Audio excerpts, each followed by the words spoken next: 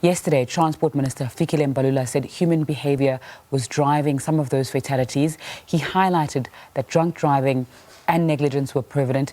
Let's find out more on what's happening on our roads. I'm joined by the Road Traffic Management Corporation spokesperson, Simon Zwane.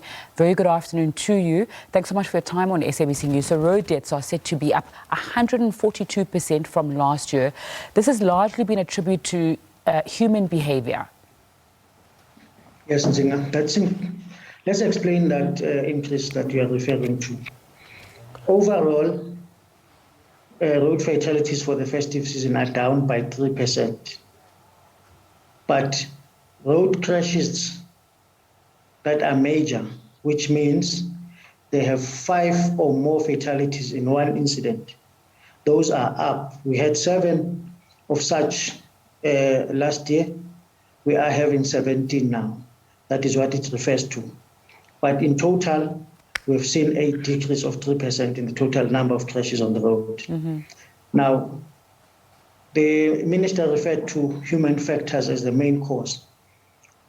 The human factors refer to reckless driving, excessive speeding, drunken driving, driving without due regard of the circumstances, driving at high speed when it is raining, overtaking when it is not safe to do so. All of those factors are what they call human factors. It really means that about 90% of the accidents we have in the country are avoidable if people could only follow the rules of the road. So you've touched on the prevalent issues that there are in South Africa that lead to the horrors on the road every year. You've also said to me a little bit earlier on that it's not just on the festive season when we're seeing deaths on the road. So how do you think these issues can be eliminated so we have safer roads in the country? Yes, firstly, it can be eliminated if we all take responsibility. As I say, they are avoidable. It's within the drivers to behave themselves appropriately. But we also have to be strict with law enforcement. The minister says the law must bite. We have to identify those people who are driving recklessly, make sure that they face full consequences for their actions. Until we do that consistently over a period of time, not only over the peak travel periods, but daily. That needs to be done daily so that we can send a strong message out there to the motoring public that the rules of the road must be obeyed and that they must modify their behavior, not only because they want to impress traffic officers or impress government, but to save lives on South African roads. All right, so over 2,600 people are reported to have been arrested. There's a sense, though, that people are more chaotic in December or during certain holidays. The incident that's top of mind is the man in the Range Rover who was driving, hanging out of his car, who's now been arrested. So there is a sense that even though there's always fatalities, it kind of ramps up now. Yes, we kind of see more now because we have more people traveling to various destinations. What that man did was completely unacceptable.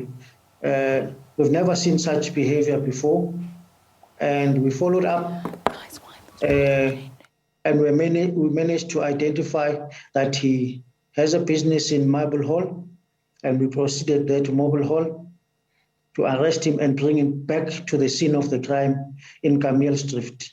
So he has been charged. He will appear in court on the 29th. And we urge other motorists who see people behaving recklessly on the road to report such incidents. We will follow up. We monitor social media. We monitor also every other platform where we think we can identify rogue behavior of motorists, and we follow up, as we have done this year with this one.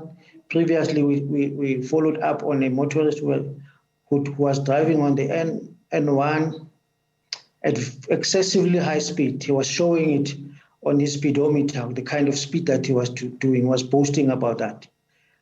We also followed up on that. We managed to arrest him. He was convicted. So we are asking members of the public to also work with us to identify these rogue drivers, and so that we can ensure that we teach them a lesson and we remove them from the road.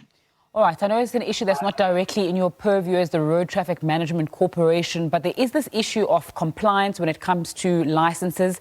We're reading that the machine that makes licenses is no longer working, so people also are going to struggle to renew their licenses and comply with that. What's the story there, and how is that going to be dealt with, especially when there's such high volumes of traffic in December? Yes, the department has reported that the machine that they use to print driving license cards is broken and is being fixed. But in the meantime, that doesn't prevent people from renewing their driving licenses.